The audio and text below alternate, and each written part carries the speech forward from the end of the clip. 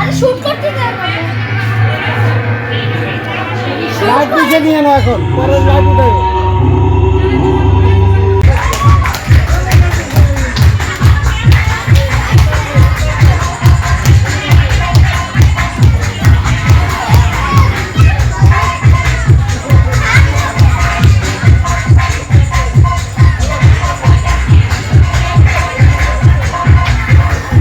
ও super মজা পাচ্ছে। লাইটের জন্য সব উল্টো করে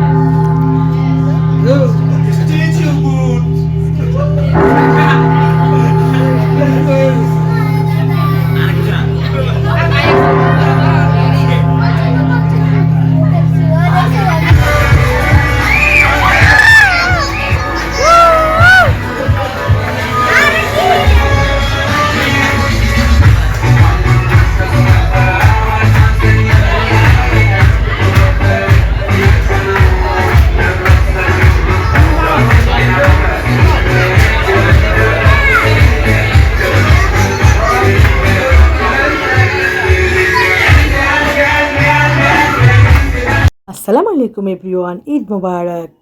কেমন আছেন সবাই? আশা করি ভালো আছেন। আলহামদুলিল্লাহ আমরাও ভালো আছি।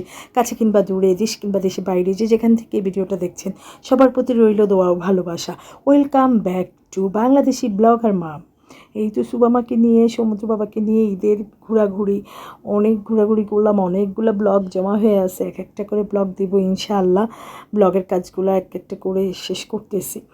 তো সুবামাকে নিয়ে ভূতের বাড়ি আসলাম। দক্ষিণ বনশ্রী ভূতের বাড়ি একটা রেস্টুরেন্ট আছে, এখানে আসলে নাকি ভূতদের দেখা পাওয়া যায়। তো সুবা তো খুব এক্সাইটেড ছিল যে আমি ভূত দেখবো চলো। ও খুব অস্থির করে ফেলছে, ভূত কেমন হয় ভূত দেখার জন্য অস্থির হয়ে গেছে। সমুদ্র বলতেছে আমি কখনো ভূত দেখিনি, চলো আমরা ভূত দেখবো। তো আমি বলতেছি মা এখানে ভূত পাওয়া কই? বলতেছে না এখানে ভূতের বাড়ি, এটাতেই ভূত দেখেন একটা মাছে। তাড়াতাড়ি শ্যুট করে নিলাম আপনাদের জন্য।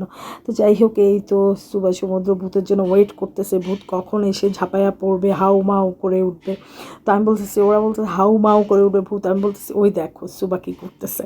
তো আমি বলতেছি হাউ মাউ তো ভূত করবে না বাবা, রাক্ষস হাউ মাউ করে। সুবা বলতেছে না হাউ মাউ করবে।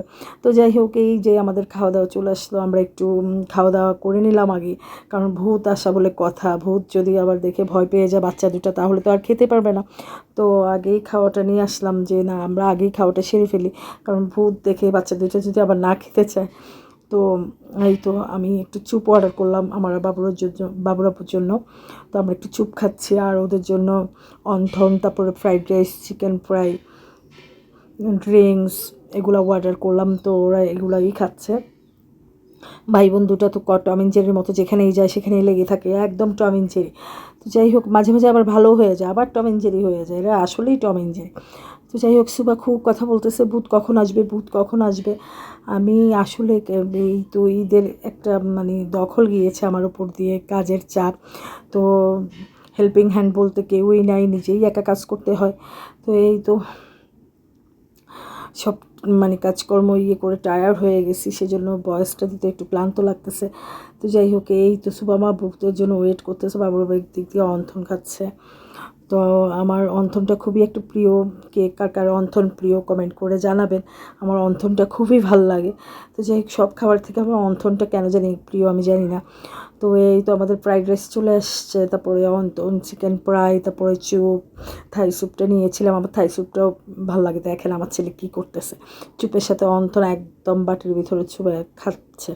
তো যাই হোক, এখন ভূতের জন্য অপেক্ষা করতেছি, ভূত আসবে। তো যাই হোক, ভূত তো এসে গেল। ওরা তো যেই ভয় পাইছে প্রথম, ভূত আসবে।